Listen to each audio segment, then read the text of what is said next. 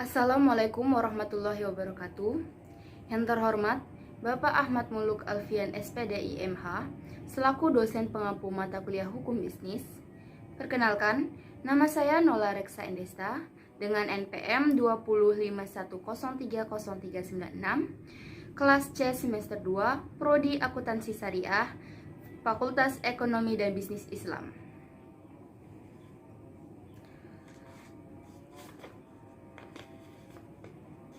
Dalam video kali ini, saya akan membahas mengenai pemahaman perlindungan konsumen dan keagenan serta distribusi. Adapun tujuan dari pembuatan video ini adalah untuk ujian akhir semester mata kuliah Hukum Bisnis. Materi yang akan kita bahas ialah pemahaman perlindungan konsumen dan keagenan serta distribusi. Dalam materi ini, kita akan membahas menjadi 3 pembahasan. Pertama, tentang konsumen, kedua keagenan, dan ketiga distribusi. Baiklah, kita masuk ke pembahasan pertama, yaitu konsumen. Konsumen adalah setiap orang atau organisasi yang membeli, menggunakan, serta mengonsumsi suatu produk, barang, atau jasa. Konsumen juga terbagi menjadi 2 bagian, yaitu pertama, konsumen per orang, kedua, konsumen organisasi. Di mana konsumen per orang adalah jenis konsumen yang membeli, menggunakan, serta mengkonsumsi barang, produk, atau jasa untuk digunakan secara pribadi. Sedangkan konsumen organisasi adalah tipe jenis konsumen yang membeli serta menggunakan suatu produk, barang, atau jasa untuk keperluan operasional perusahaan. Konsumen juga memiliki hak serta kewajiban, di mana kewajiban konsumen adalah: pertama, konsumen wajib membaca, mengikuti informasi yang tertera dalam produk yang dibeli. Kedua, konsumen memiliki etikat baik dalam melakukan transaksi jual beli. Ketiga, konsumen wajib membayar dengan nilai tukar yang telah disepakati. Keempat, konsumen wajib mengikuti upaya penyelesaian sengketa perlindungan konsumen dengan patuh. Nah, untuk hak-hak konsumen sebagai berikut. Yang pertama, konsumen memiliki hak atas kenyamanan, keamanan, dan keselamatan barang dan jasa. Kedua, konsumen memiliki hak untuk memilih barang atau jasa, serta mendapatkan barang dan jasa yang diinginkan, dan memiliki jaminan yang dijanjikan. Ketiga, konsumen memiliki hak atas informasi yang benar, jelas, dan jujur mengenai produk yang mereka beli. Tahukah kalian bahwa konsumen telah dilindungi oleh undang-undang?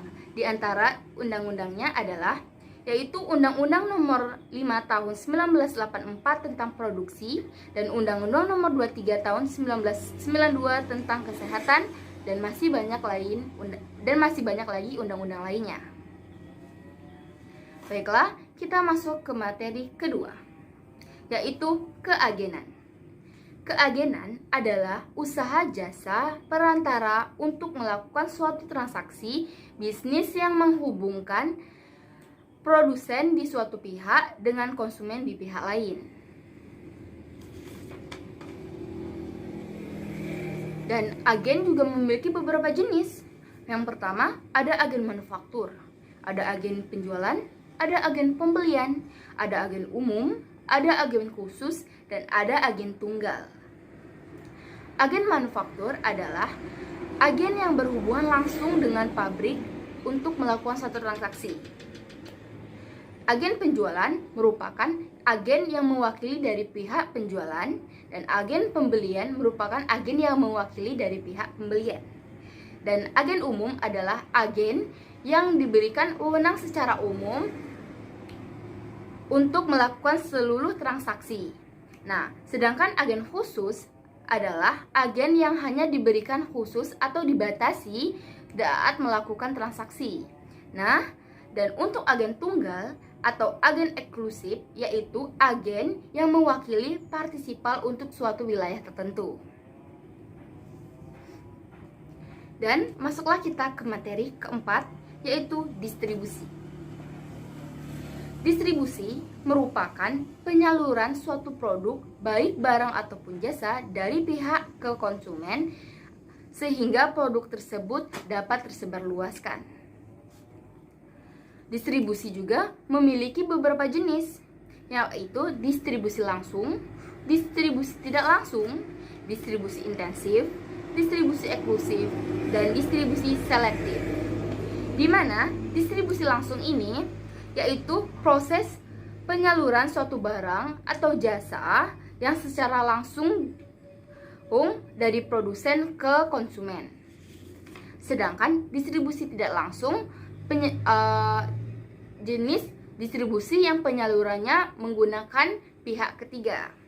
Nah, untuk distribusi intensif yaitu distribusi yang penyalurannya dilakukan dengan cara mengirimkan produk sebanyak mungkin ke lokasi retail. Nah, untuk distribusi eksklusif yaitu proses penyaluran yang dilakukan produsen dengan melakukan kesepakatan dengan pengecer.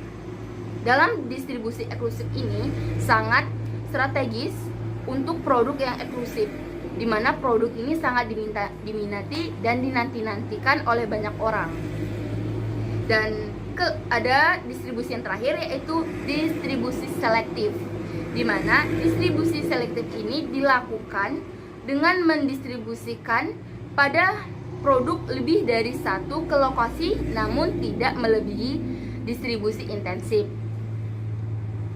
Setelah kita membahas mengenai konsumen, keagenan, serta distribusi, ternyata keagenan serta distribusi memiliki kontrak, di mana kita akan membahas mengenai pengakhiran hubungan kontrak atau pengakhiran hubungan antara keagenan dan distribusi, di mana pengakhiran kontrak ini disebabkan oleh 3 hal atau biasa jadi disebabkan oleh 3 perkara ini, yaitu yang pertama, kesepakatan pengakhiran, dan kedua, berakhirnya karena alasan hukum, dan ketiga, pembatalan sepihak. Untuk kesepakatan pengakhiran ini tidak ada komplek hukum karena pembatalan ini sudah sesuai dengan kontrak atau masa kontrak tersebut telah habis.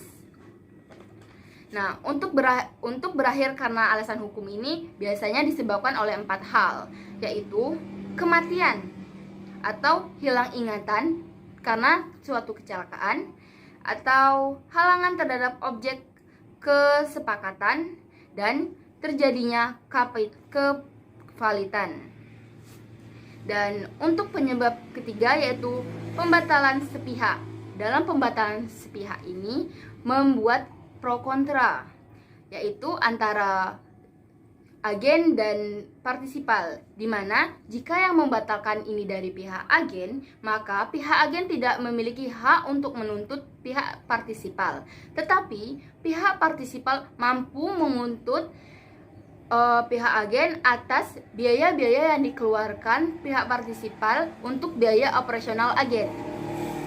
Dan kedua, jika pihak partisipal yang membatalkan secara sepihak kontrak tersebut, maka pihak agen bisa menuntut kepada pihak partisipal atas usaha-usaha atau biaya-biaya yang digunakan oleh pihak agen dalam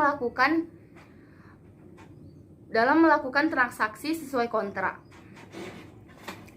Sekian materi mengenai pemahaman perlindungan konsumen, keagenan, serta distribusi. Bila ada salah kata saya mohon maaf, kepada Allah saya mohon ampun. Akhiri kalam, wassalamualaikum warahmatullahi wabarakatuh.